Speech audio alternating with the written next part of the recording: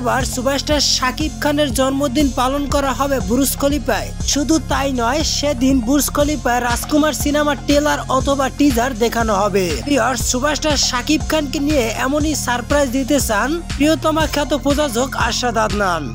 বিস্তারিত বিষয়ে জানতে হলে ভিডিওটি একটি মুহূর্ত না টেনে সম্পূর্ণ দেখতে হবে। সম্প্রতি 28শে মার্চ বাংলাদেশের শীর্ষ নায়ক সুপারস্টার শাকিব খানের জন্মদিন। সেই দিন বুর্জ খলিফায় শাকিব খানের জন্মদিন পালন করার সাথে সাথে দেখানো হবে শাকিব খান অভিনীত রাজকুমার সিনেমার ট্রেলার অথবা টিজার।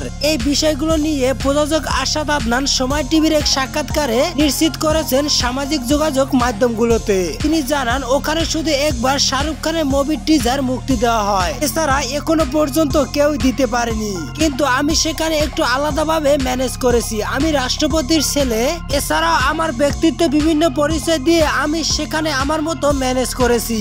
ইনশাল্লাহ কিছু একটা হবে। শাকিব খানের জন্মদিন 28শে মার্চ।